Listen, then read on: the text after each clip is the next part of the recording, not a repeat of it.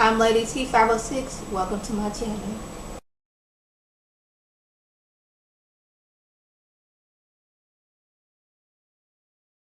Hi everyone, today we're going to be reviewing Fear the Walking Dead Season 1, Episode 4. And we start off, even though we're in a full-on zombie, the first stages of a zombie apocalypse, Travis, still has time to get him a swim on, run through the neighborhood, and it looks so just like a normal day. He's just running, having a good time, exercising. I guess it's like, hey, I ain't got nothing else to do. I might as well keep in shape so I won't get weak. So when the real mess goes down, I am in top fighting shape and I can protect my family and whoever's with me in my group. So I kind of understand that, but it's just like me. Yes, I understand, keeping in shape, getting your body up.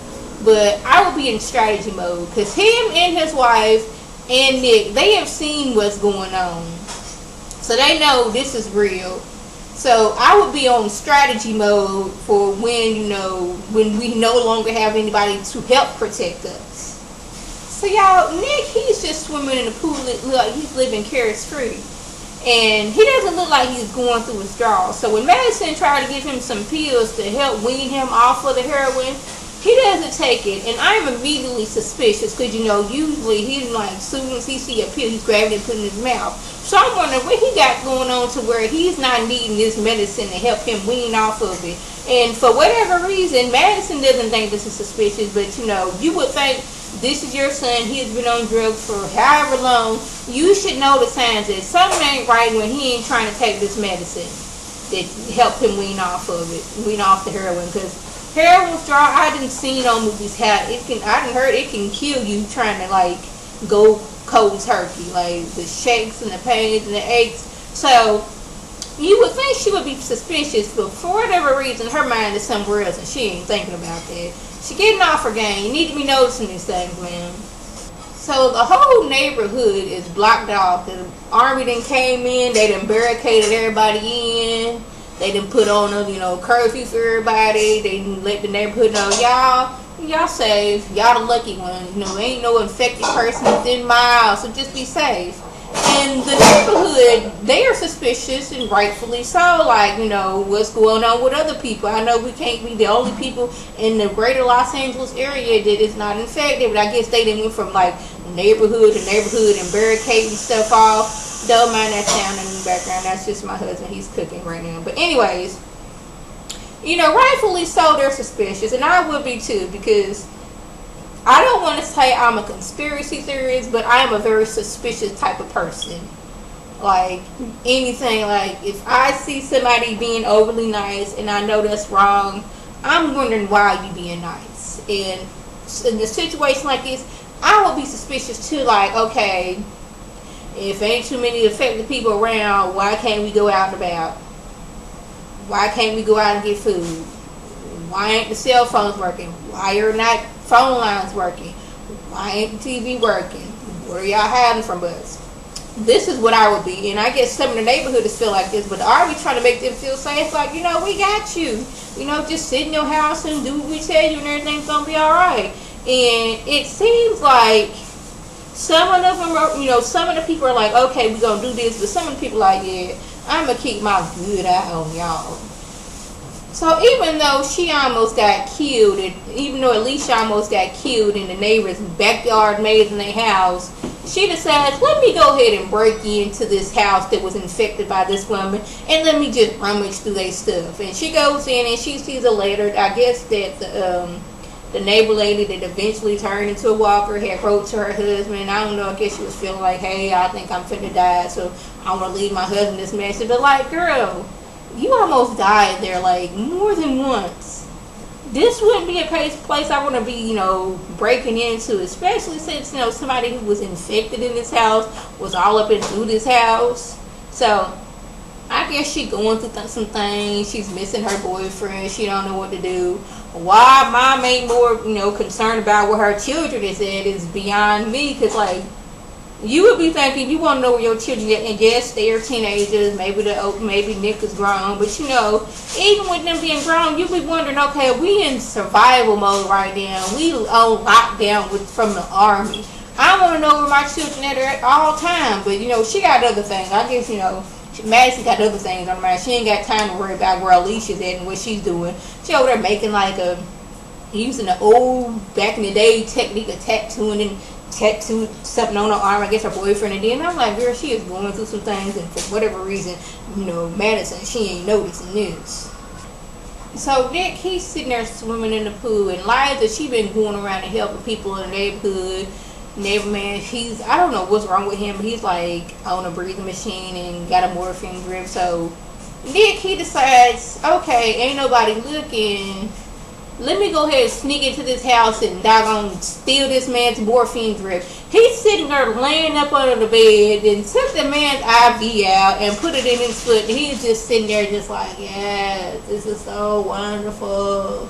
This morphine is everything. So this is why he didn't want to take those pills to wean him off, because he didn't found him a new source of drug.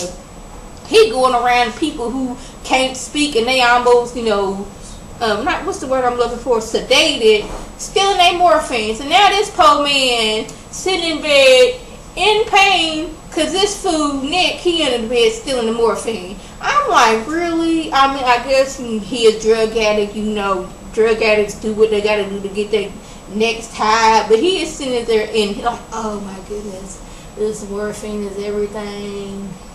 I'm sorry, man, but you know, I need this more than you.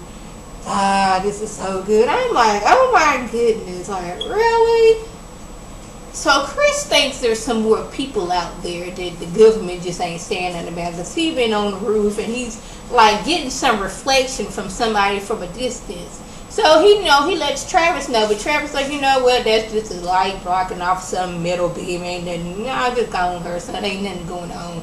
Let me go ahead and help the neighborhood like I'm doing right now. So Chris goes to Madison like, hey, look, I've been recording some stuff, and you see that flash right there? Something's going on. But when Madison brings this to Travis, he thinks she being paranoid, like, well, the government said, you know, the army said they done looked everywhere, but you know, they trying to keep people from panicking. So they gonna tell y'all what y'all need to hear to calm y'all, because they don't want an uprising and people to panic and people to turn on them. So they have to say, everything's fine, don't worry.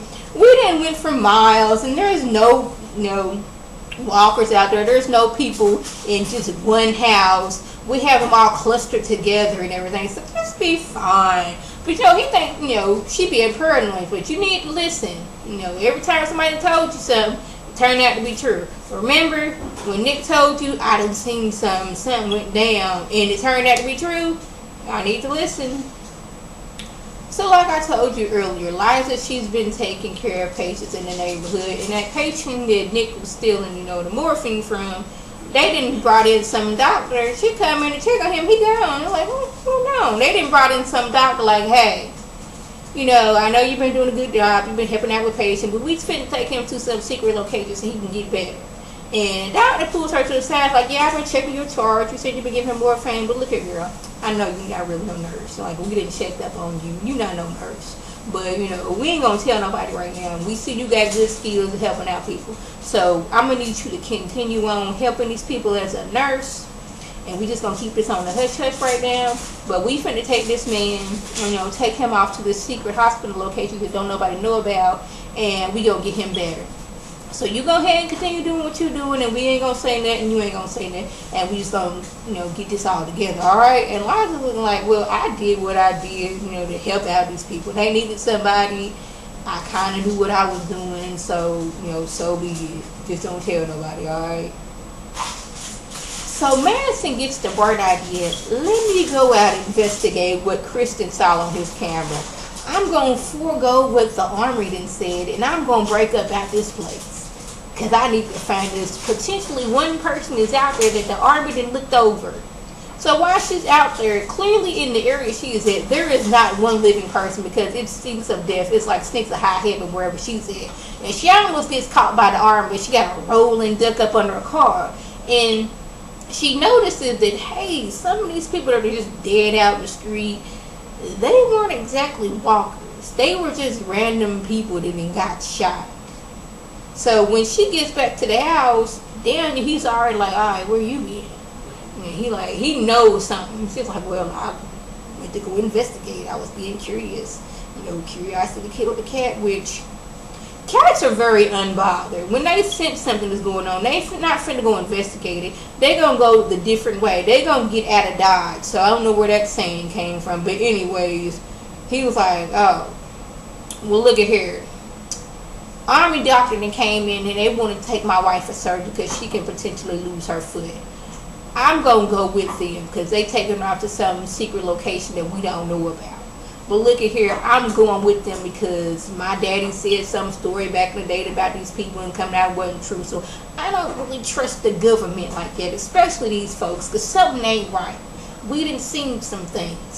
So I'm going to go with my wife. And look here, if I don't come back, you take care of my daughter. Yeah, she is grown, but that's still my daughter, and I'm going to need you to take care of her. So they loading, Daniel's wife away, and I guess the doctors them noticed that, hey, Nick looks a little high. He looks like he's almost finna turn into a walker, but he's just high at this time. So I guess the Army feels if you are not in the perfect of health, we taking you to this secret location so we can get you away from all healthy people, because we don't know what's causing people. We don't know if it's drugs. We don't know if it's everywhere. We don't know what it is. But if you are not in tip-top shape, we are taking you up out of here. So at one point, they fight, trying to, Madison, she's trying to help Nick. Travis is like, hey, you not finna shoot my son Chris. Daniel, he done got separated from his wife. Nick is like, well, man, maybe I shouldn't have been stealing that morphine, or I would have been looking drugged out and you take it away right now. And at one point, I don't even think Daniel got to be with his wife. I think it was a diversion. We're going to keep this healthy man who seems like he's suspicious of us away from his wife, so he don't know what's going on. So, Nick, thank goodness that you was acting like you were on drugs. That way he gave us the diversion we needed. Yeah. So, what else happened? Oh, yeah, Travis, they done called him in as the honorary help the neighborhood man, because one of the neighbors, he just rightfully so, he done lost it. He done seen some things. He don't know how to help his family. He didn't shut himself off in the room. It's like, what am I going to tell my kids? I can't possibly go out there and tell them everything's going to be all right, because I know it's not going to be all right. Look how they got us in here barricaded. We like prisoners in here, and something ain't right. But, Travis and talked the man out. Told him to go out there with, the family, and he didn't just decide, you know what, bump this. I'm finna leave this location, sneak off, and go beyond the wall, and I'm getting up out of here. So his wife goes to Travis, like, Travis, I don't know what you said to my husband, but he didn't laugh. Travis goes to the Army people, and the Army people like, yeah, he, went AWOL. We got him in some secure location. He alright, but, we can't have that craziness amongst you other people. Daniel, his daughter's out there getting with some army man so she can get medicine for her mama. I'm like, I guess I kind of understand, I'm gonna need to do what I need to do to get the medicine for my mama, but Army dude was like, what, they got that locked up, but we can still hook up, But so that was the gist of what went on. If I left anything out, by all means, leave a comment or video response. And like always, I want to thank my subscribers and the people who watch my videos. I want you to like this video, comment, and subscribe. And share this video with your friends on Facebook, Twitter, Instagram, and here on YouTube. This is Lady T signing off. Have a good one.